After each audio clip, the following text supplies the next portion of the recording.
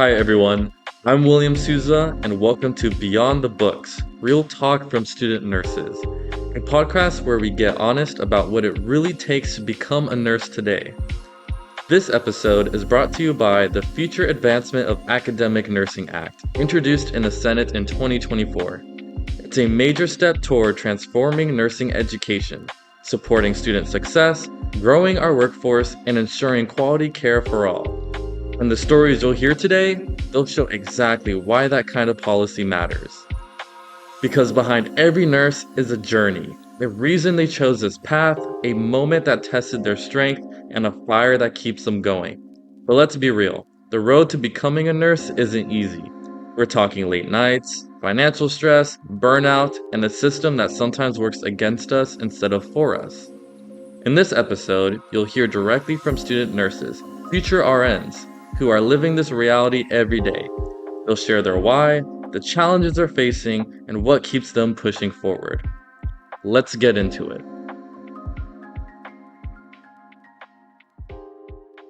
My name is Ryan Hamachi, and this is my personal nursing story.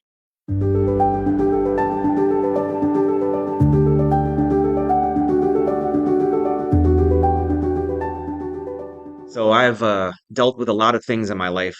Personal illness, of course. I've had cancer at the age of 26, stage 3 lymphoma.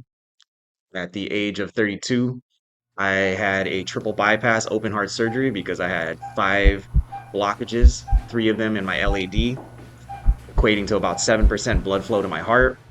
And before all of that, I was a horrible drug addict who's basically sold everything he could and ripped off everybody he could, to the fact that my family couldn't even look me in the face anymore, and I ended up homeless for a while.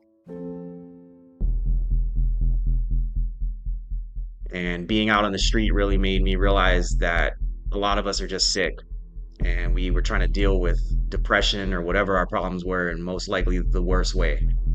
And it took me hitting probably the worst rock bottom ever, seeing friends of mine become prostitutes and other friends of mine lose their mind to drugs. And I finally just decided I couldn't do this anymore, and that there has to be a reason that I'm not dead yet. God has a plan for me of some sorts. So I got myself clean, and it's not just the great nurses, the ones that even told me, you know what, Ryan, don't ever give up on your dream.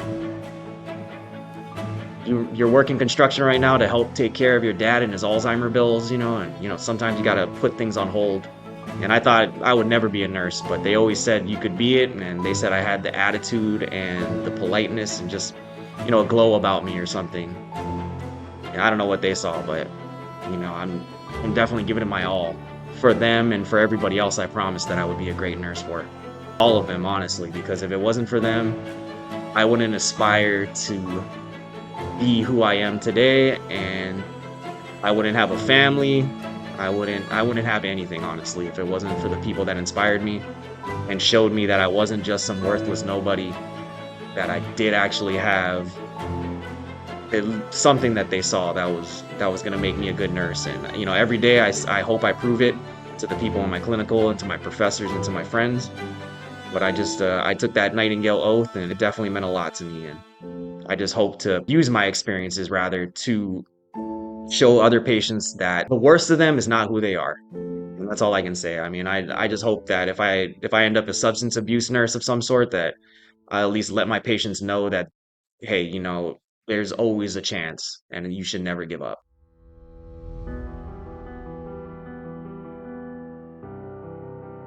I would say faculty shortages are probably the major thing that's affected me, I guess. I mean, there's so many things that affect nursing students, right? From just trying to get through the daily grind. And I mean, we all work super hard to become nurses, and having no faculty, because it's honestly, they don't get paid enough, and I can totally understand why it's better to be a clinical nurse than to actually teach the future. But it's it's that lack of available faculty that makes it so hard for aspiring nurses to get into school. It's and it's just the lack of funding. And because of the lack of funding, there's lack of nurses, and you know, it's to me, it's the thing that affected me the most.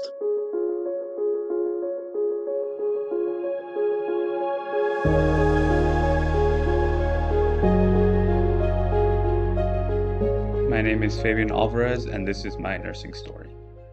From around 2016 to 2020, I was my dad's primary caretaker while he was in hospice and home health. I was originally at University of California, Davis, but when he was diagnosed with prostate cancer, I dropped out and I became his full-time caretaker. While he was in home health and in hospice, he had a variety of nurses come and take care of him, and I was there helping those nurses take care of him. And I saw the care, the compassion, the empathy that they had towards my dad, and who was a complete stranger to them, and that just moved me so much. And it wasn't just the home health nurses, it was the nurses when he had his oncology, his chemo treatments, when he had oncology, when he had to go to the ICU and the ER,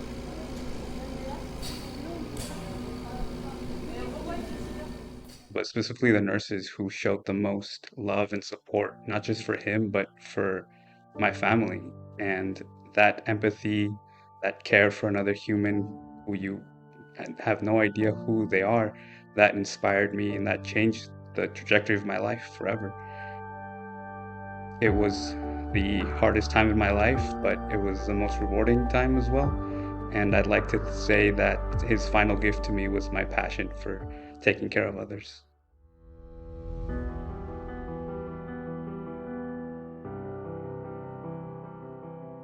So financial costs have affected me a great deal as a first generation Latina student. Being the proud son of immigrant parents, we never really had a whole lot of money. We just barely had enough to make ends meet. And my parents always wanted me and my twin sister to go to college. So they said, no matter what, you guys are going to go. And they really pushed us towards education.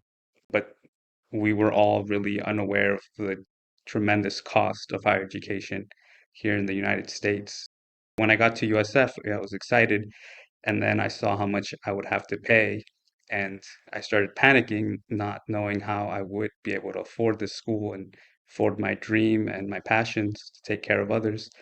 So I looked around everywhere and I found some scholarships here and there, and it still was not quite enough. Unfortunately, they'd have to take out quite a substantial amount of student loans, and I feel like that's just everyone's story nowadays, but it is the unfortunate reality of higher education, especially nursing education here in San Francisco.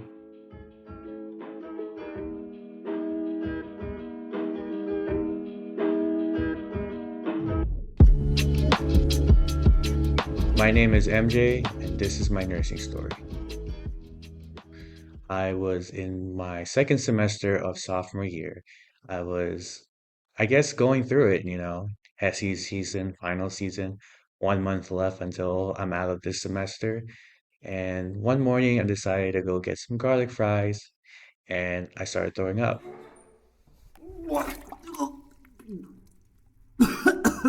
My first thought was, this must be food poisoning. I mean, some leftover fries left in the fridge. It's probably that, right? All I remember is throwing up in the bathroom and then lights out.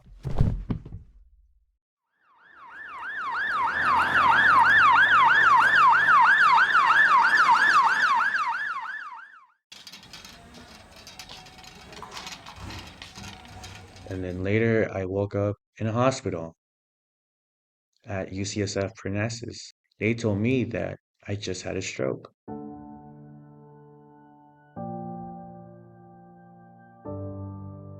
a hemorrhagic stroke, in fact.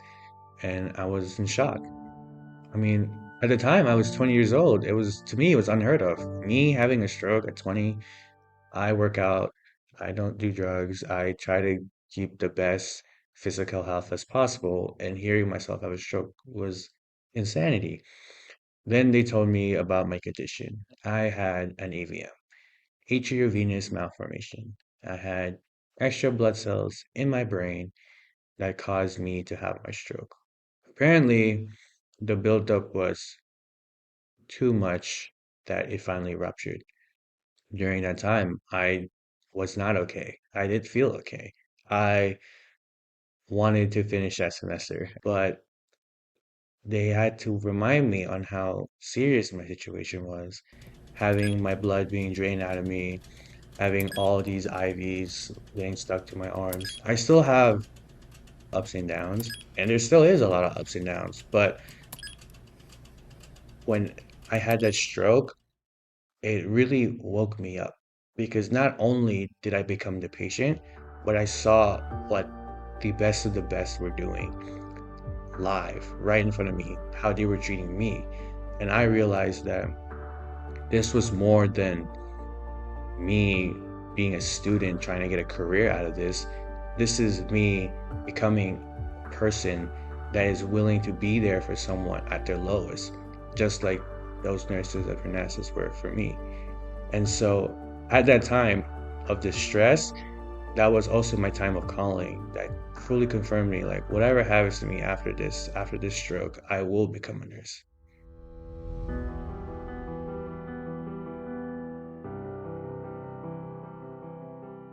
Before it was very like nonchalant, going through the motions. It's just nursing school, you know, it's just academics, clinicals, learning how to be a nurse. But now I have to look within myself to find a way forward. It was hard coming back to school, knowing that the people that I went into nursing school with are now ahead of me. People have been telling me that they're not ahead of you, they're just going through their path, and your path just happens to be different. But it was just so hard for me mentally to not have that sort of imagery. I really struggle with that, and I still somewhat struggle with that to this day. And there were times where I thought, like, maybe there's a reason why I had a stroke. Maybe it's a reason why I shouldn't behind like all my peers. But then I come to this cohort, this new one, and they're so welcoming to me. And it was very heartwarming to feel, and it made me want to push forward.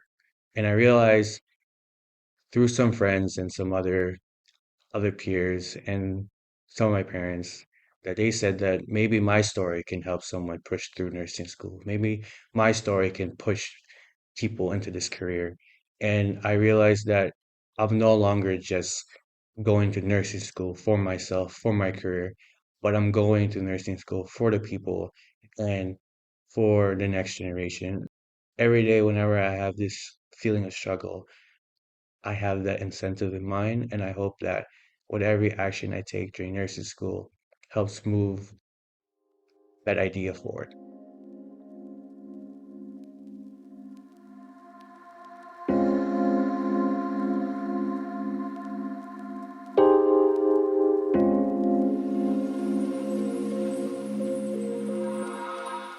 That's it for today's episode of Beyond the Books. You've just heard from the next generation of nurses, students who are showing up every day despite the obstacles and doing the hard work to care for others. What they shared isn't just personal, it's systemic.